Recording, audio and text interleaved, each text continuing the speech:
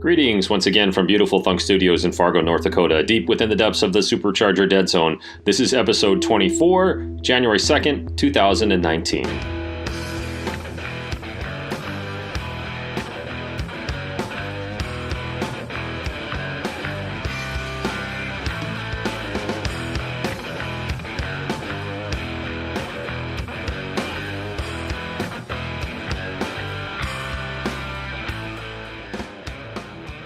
All right, I think we've got quite a lot of good news to talk about, and look forward to sharing that with you.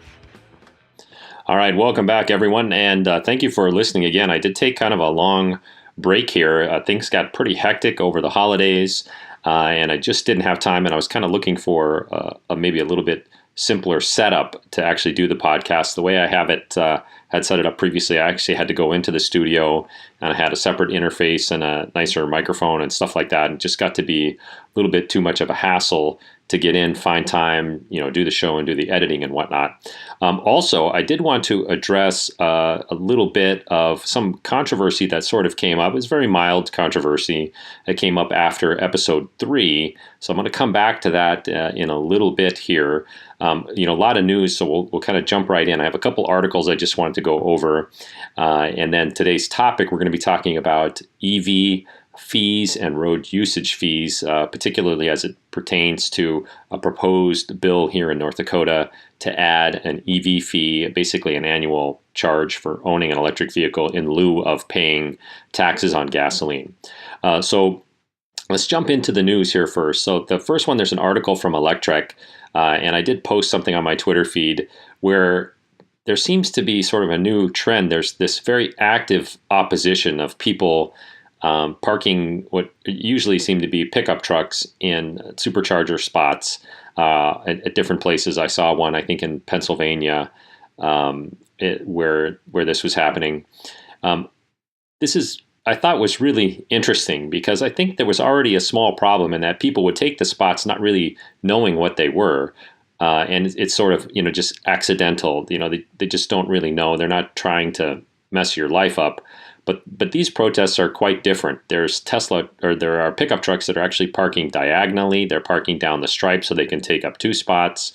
And it seems like an active protest. In one of them, they were even like yelling obscenities, and they were kind of giving the Tesla owners a hard time. Incidentally, I did see a video earlier today of someone that parked a family member's truck diagonally, kind of sort of more like parallel parking, blocking a few spots, and then used their Model X to tow it out. That actually worked quite well, although I'm not sure I would recommend that as a strategy. The person that made the video wasn't saying that this is the thing you should do, but just wanted to prove that it was possible. But I think the phrase, this already has been out there, and I didn't make this up, but I think that these people are called ICE holes when you do this sort of thing.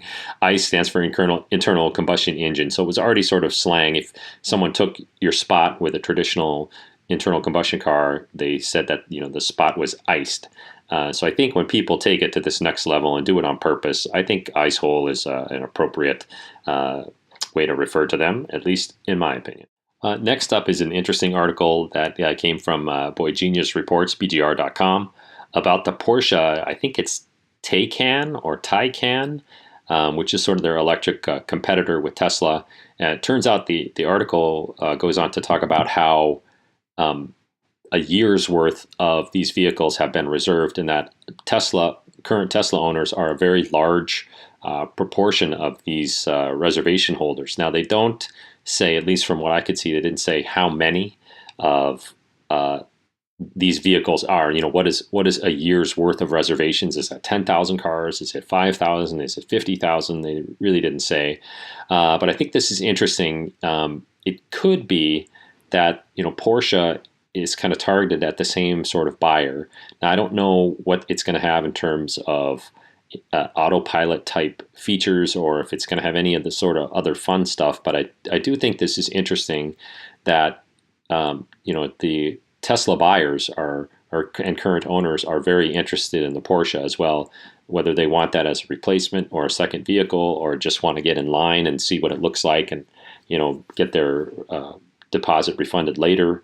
I don't know, but I did think that was interesting. As popular as Tesla is right now, the market for EVs, I think, is still got a lot of pent up demand. And as newer products come out from other manufacturers, we're probably going to see, much bigger numbers as other companies sort of really start to get into this more in line with what Tesla's doing, where they are 100% all in with the EV vehicles. These other bigger manufacturers, I think they're going to get there, and this may be the first, more widespread pure EV that we really start to see that is competitive with Tesla.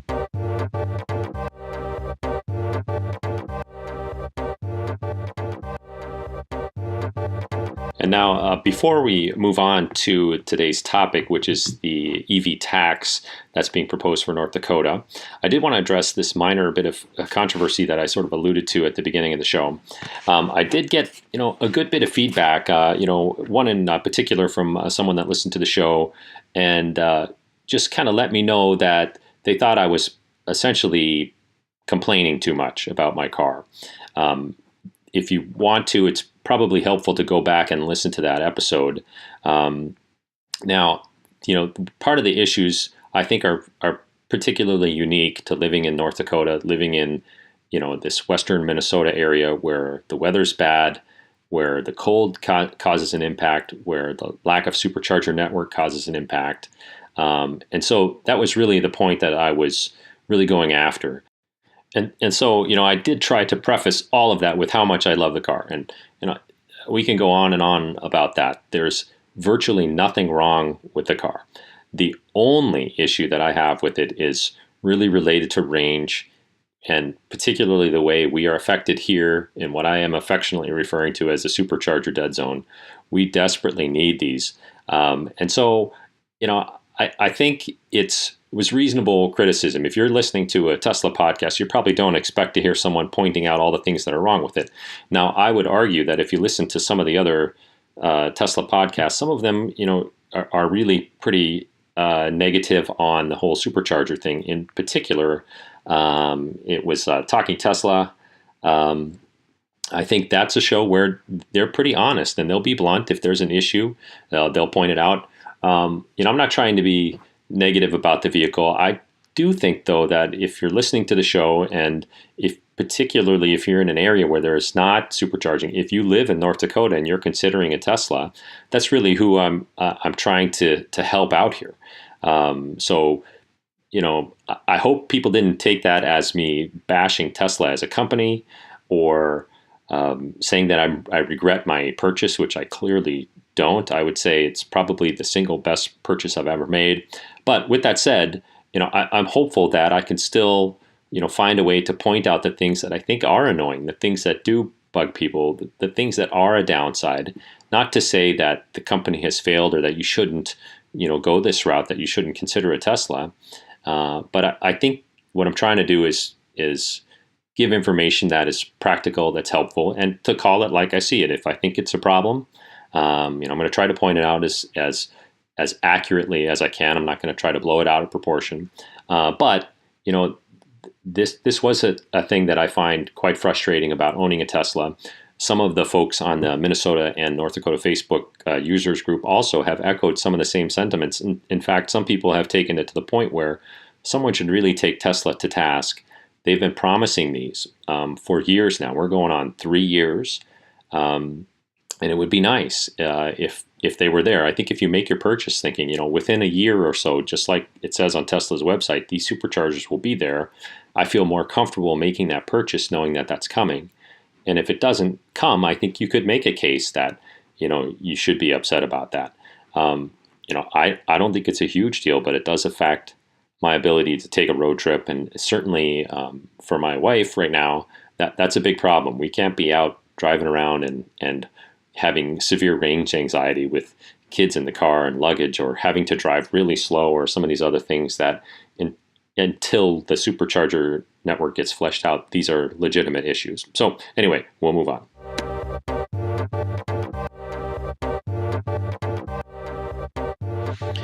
All right, so today's topic is the EV road usage fees. So, for those of you who are listening in the Supercharger Dead Zone, particularly in North Dakota, this is mostly for you, but I think is relevant. There are about 20 states that currently have a fee. The intention of the fee is to get some tax money to help maintain the roads, which makes sense. The way that they currently do that, at least is my understanding of it in North Dakota, is there's a 20 cents per gallon fuel tax that goes towards basically paying for the road. So if you're not buying gas, then essentially you're not paying any tax revenue to help maintain the road. So I understand that issue. I think that if you're using the roads and they have to be maintained, the people that are using them should be paying at least to help maintain them. That makes sense. What they're proposing in North Dakota, and this is a senator by the name of Senator Croin. It's Kreun. I'll have his email address for you later. If you do decide you want to reach out to him, you can also just Google it and find it pretty quickly as well. What they're proposing is a flat fee for EV users and also for hybrid owners. The flat fee for pure EV users is $248 annually, and for hybrid owners, that fee is $71 annually. In the last year, there were 141 EVs registered in the state of North Dakota. There were 3,849 hybrids registered. So in terms of revenue to the state, that would be about $35,000 from the EV owners and about $273,000 from the hybrid owners. If this gets enacted, it would actually be the largest fee on EV owners out of the 20 states that currently have a fee. My assumption from reading about this is that the other 30 states don't have any sort of fee associated with this, and I'm not sure how they pay for the road maintenance from those users in this case. This, as you can imagine, created quite a stir. The Tesla community in North Dakota is relatively small. We do interact quite a bit and kind of share a border with the Minnesota Tesla community. And there's been a lot of discussion, most of what I've seen on the Facebook forums. A listener of the show, Destiny, has been trying to organize something. She lives out in the Dickinson area, which is close to Bismarck, which, if you don't know that already, is the state capital. So there is some planning, and I think there's going to be some sort of organizational effort to try to make the case that this is a bad idea. Another listener in the show and a fellow resident of the Supercharger Dead Zone, Todd, sent me a really nice detailed email. Now, Todd sent me a couple of emails, and they're always very well thought out. I think it's pretty clear Todd is a bright guy. And he just goes through a lot of the reasons why it's really not equitable. Now, I think everyone that's on our side of the argument agrees that somehow we need to be paying our fair share to maintain the roads. I think our main concern is, well, how do you decide what's your fair share? Is it based on how much you're using the roads? Is it based on your mileage? What if some of your mileage is out of state? What if all of your mileage is in town but you're in a very heavy vehicle?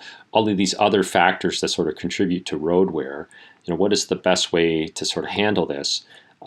I don't know what the answer is, and I'd be curious to kind of see what people would suggest as a way to sort of do this. I think in other states they have handled this, with the toll. So it's basically as you go through sections of the highway, you stop or you use your little sticker, but you have to pay a toll for actual usage on the road. Granted, not every vehicle is going to account for the same amount of wear. I think, Tesla vehicles in general are heavier than their ICE counterparts, and so in theory, they're going to create a little bit more wear per mile. Whether that's a significant amount or is negligible, I don't know. So I think this is a real tough problem to solve. I don't know what the answer is, and so I would like to see some solutions. My only concern, and I did write to the senator myself, and my only concern really was that this is going to further create a disincentive in a state that's already well behind in terms of EV adoption, and particularly in terms of EV infrastructure, namely DC fast charging / Tesla branded superchargers.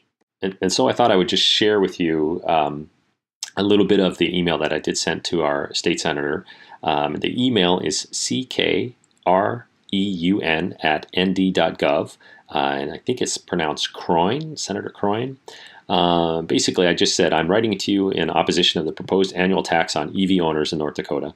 Our great state is lagging behind the rest of the country in electric vehicle adoption. I worry that adding a new tax will discourage potential future EV buyers, leaving us even further behind. As an EV owner, I now understand the benefits in a way I didn't before. They are cleaner, produce zero emissions, and are more reliable than a traditional combustion engine. Your bill intends to replace lost revenue from the current gasoline tax. I read that you called it a matter of simple fairness. Right now in North Dakota, EV owners face a severe shortage of charging infrastructure. A new tax on EV owners will suppress purchases of new EVs. This in turn will further delay the needed charging infrastructure development. Please reconsider this bill and find a better way to pay for road maintenance that doesn't leave us further behind the rest of the country in EV adoption. So, if you want to use that, feel free to use those ideas. I think there are a lot, and honestly, I couldn't really say what's the alternative. I hate to be that person saying, just don't do this. This is a bad idea. I recognize that the revenue has to come from somewhere. I just want there to be another way. And I wish I knew enough about the issue. I wish I knew enough about the state's budget and where money comes from, who decides, how this all works. If I understood a little bit better, I might actually be able to maybe make a specific proposal for what to do instead of this. But in any case, if you're in North Dakota, if you're in Minnesota, if you just want to generally help support us here, I would encourage you to email Senator Croin and let him know how you feel. Obviously, be polite. A lot of folks around here, my friends that own Teslas as well, have also sent individualized letters to the senator making their case. And as I mentioned earlier, Destiny out in western North Dakota is, as far as I can tell, is trying to organize something so that we can get there and either speak with his office or somehow be a part of the debate and try to participate in finding a better alternative.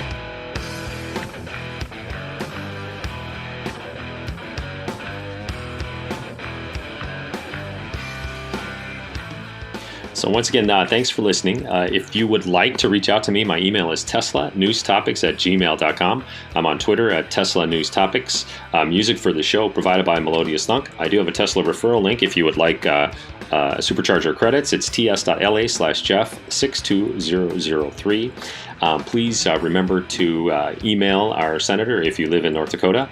That would be very helpful. And also, I do apologize. The audio quality is not quite as good as what we've had before. Just made the show a little bit easier for me to do. So please also give me some feedback on the technical quality here. I'm going to do my best to filter it, make it sound as good as I can. If it really drives you crazy, please let me know and I'll switch it back. Thanks again. I'll see you next time.